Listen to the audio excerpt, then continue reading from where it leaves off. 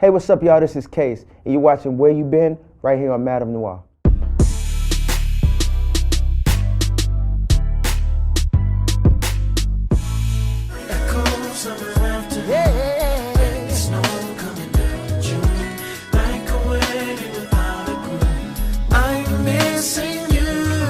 A lot of things, actually, I had decided a few years ago that I wasn't going to do music anymore. So basically, I was home, taking care of the kids, and I was still doing concerts, but that was it. I wasn't going to make any more of the music. I think for the most part, it was the business part of the music business kind of frustrated me, and it made me lose my love of making music, which is something I thought I'd never feel, that I'd ever lose the love for making music, but it happened. It was two things, actually. My grandmother passed, and she was really instrumental in me musically from the time I was a really little boy. Like we used to do concerts in her living room. I was like 3 with the microphone. I performed for company. And then after that, Michael Jackson passed like a month later, almost to the day. And that was one of my biggest musical inspirations. And so with those two things happening, it made me go back and start listening to that music that I listened to in the beginning, and kind of sparked it back up. The creative process, the process of coming up with new ideas and listening to tracks and picking songs and coming up with ideas for the songs and making the songs better. And you know, you have to love it well, me anyway, I have to love it to do that because it's work. I was doing demos and singing reference vocals for other people like I'll Be Sure. I was writing, I wrote a song for Usher, Christopher Williams, different people, and I was still working on my demo. And my manager knew Faith Evans, and she wrote a song for me called Don't Be Afraid. I recorded it, Russell heard it, and that's the song he signed me up for. Should've Known Better was off of the 4th album, and it was supposed to come out on the Rose Experience on Def Jam.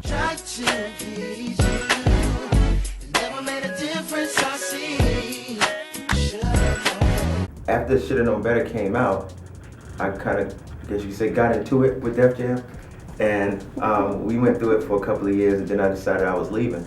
So I asked them for a release, which was kind of hard to get because I was the last artist that Russell personally signed to Def Jam.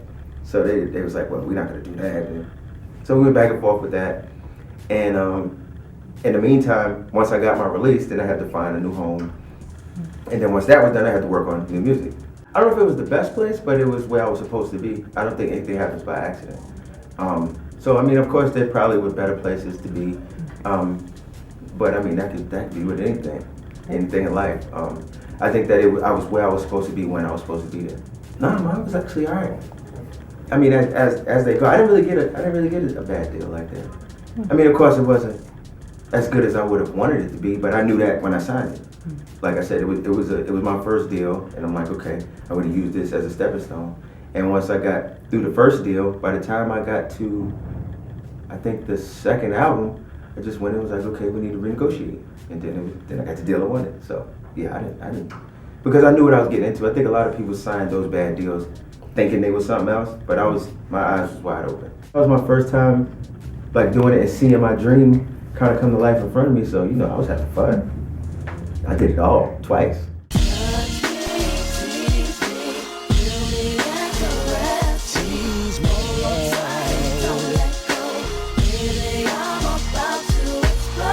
What I found is that was the beginning. Like I didn't work all the time to have a one-hit record. So, I mean, I took the time to enjoy it and have all the fun there was to have. You know, it was a lot of fun. It was a lot more fun back in them days anyway. It was cool. I mean, the song was done already. I'm like, okay, this needs a rap on it. And there was some guys named, and he was like, nah, he's a girl. And then we went through the list of different girls that we was like, let's get Left Eye. And it was like, what about Lauryn Hill? Then it was, what about Lil' Kim? And then it was like the one right in front of us, because Foxy was on Def Jam, and she was bubbling up, and he's like, Foxy is simple. I don't know how we didn't think of that at first. We were about to do the video for Happily Ever After, and the label was coming up with different, you know, leading ladies, but I felt like they was overexposed. They had been used for others. I wanted somebody that was like fresh and new.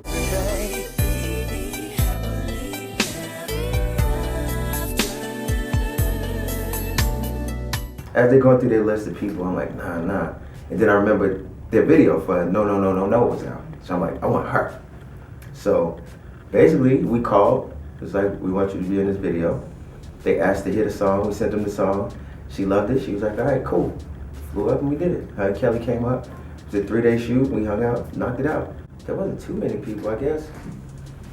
I mean, there were people that I wanted to, but I never thought I'd ever get a chance to, so I didn't even put that in my mind. I think the main one that I wanted to work with was Charlie Wilson, or the Gap Band, and I got a chance to do that a lot. So there weren't too many that I wanted to that I did. It's great, but if you look back at like some of the first interviews that I've ever done, when people would always ask me what did I want to accomplish in the music business, my main answer was that I want to make music that people can listen to 20, 30 years from now, like they just came out, like just timeless music. Because I've always admired the fact that, now to this day, I still listen to those old Motown records.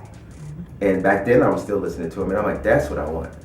Like, I don't want to be just here and then you're just gone, and then, you know, you want your music to be around so people can appreciate it from then on. So basically, you never die.